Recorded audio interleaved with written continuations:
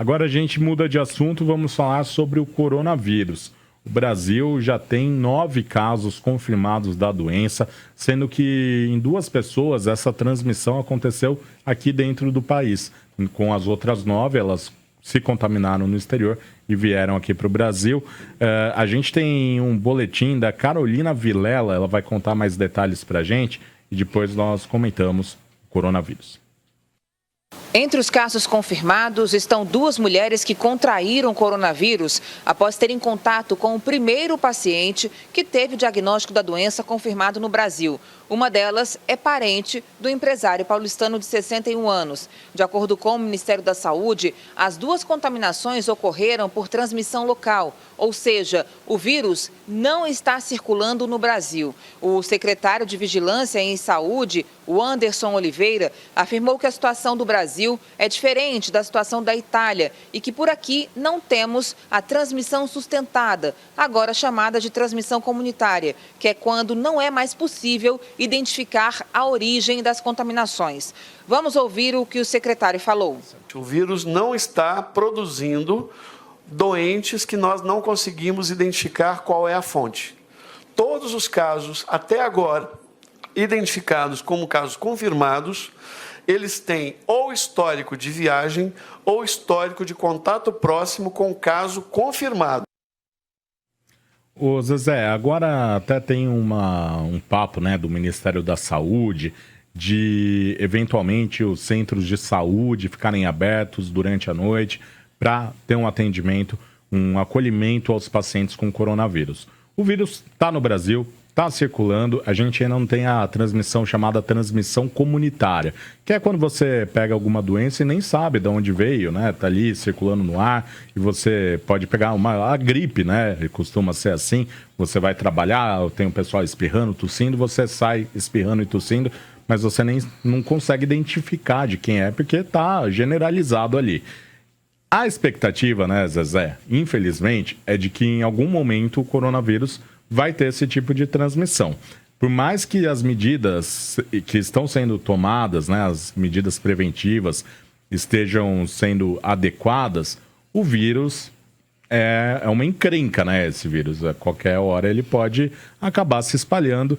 Então, por isso que a gente fica monitorando essa questão do coronavírus e falando tanto sobre isso.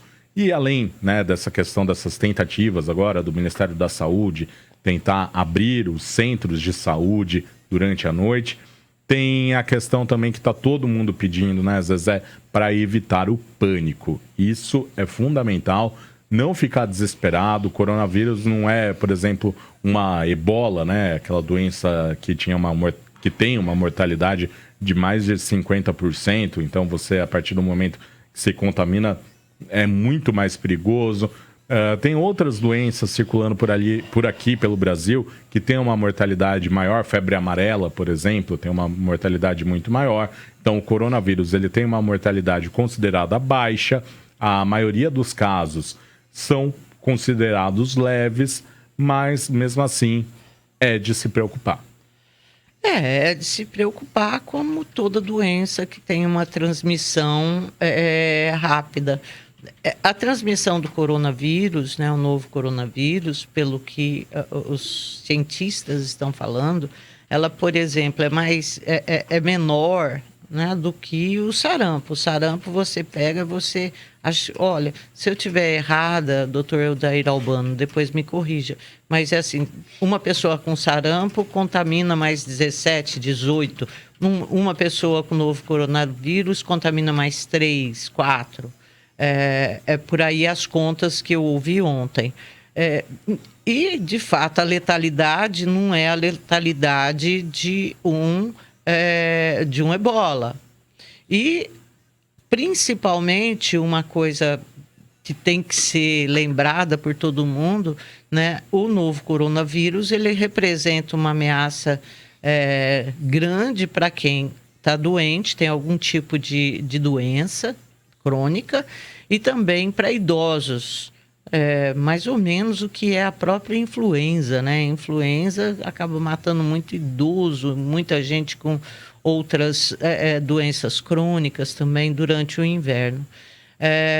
Mas, de fato, ainda assim, né, é uma doença que preocupa justamente porque nos Estados Unidos tem um número, eu não me lembro o número de mortos, mas assim, metade dos mortos foi que o coronavírus infectou pacientes de uma casa de repouso, né, para idosos. Aí matou um tanto de gente. Então, quer dizer, essas coisas acontecem e vai ser necessário você ter hospitais com leitos livres para eventuais necessidades assim. Então, qual que é o pedido? Né? É para que comecem a ser treinados aí profissionais de centros de saúde, para os centros de saúde ficarem abertos até mais tarde, para que os hospitais eles fiquem disponíveis para esses pacientes com quadro mais grave. Que o coronavírus vai aumentar e vai chegar nessa transmissão comunitária, isso daí toda a autoridade de saúde diz que é só uma questão de tempo, que vai acontecer, vai ter um pico de casos agora em março e outro pico de casos em abril. Isso daí é o que eles estão falando. Agora, Marcão, um ouvinte hoje do Jornal Gente fez uma colocação que eu achei bastante interessante. Ele falou, mas os postos de saúde, eles não são porta aberta. Você só vai lá para ter atendimento agendado. Não tem médico lá que atende quem acabou de ficar doente. Isso daí já são pronto atendimentos.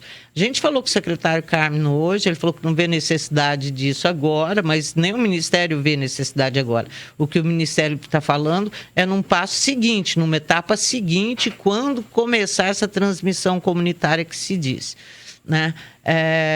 Mas ele disse que não vê necessidade de abrir os postos de saúde à noite, mas que, se houver necessidade, o município vai seguir a recomendação do Ministério da Saúde. Vamos ver. Ô Zezé, acabou de aparecer aqui na timeline do meu Facebook uma publicação da agência FAPESP que diz que os pesquisadores da USP produziram coronavírus em laboratório. O vírus, né, o SARS-CoV-2.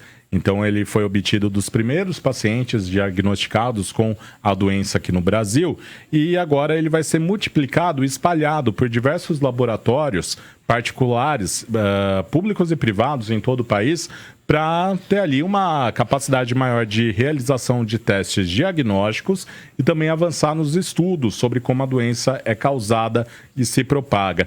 E o laboratório que teve essa estrutura para conseguir fazer essa réplica, né, do SARS-CoV-2, ele foi criado logo depois do Zika vírus, né? Quando o Zika acabou surgindo, eles teve ali um investimento e então a gente tem mais uma vez a pesquisa pública funcionando e tendo aí avanços, né, nesse combate ao coronavírus, que é mais um passo também para a gente ter, eventualmente, no futuro, uma vacina contra o coronavírus, né? O que é muito interessante é que a gente está vendo a ciência sendo feita assim, a ciência que sempre foi uma coisa tão distante, né? Nós víamos o que eu vivo no meio disso, né? De pessoal gerando ciência, gerando tecnologia, mas é coisa assim, começa um projeto hoje, para daqui 4 anos, para daqui 5 anos, e a urgência fez com que essa tecnologia das vacinas, essa ciência de se descobrir o funcionamento das coisas, começasse a ser feita assim, a gente vendo, né? A gente acompanhando praticamente online isso. De manhã a gente tem uma informação, à tarde a gente já tem outra, e esse ritmo super acelerado. É muito bacana isso.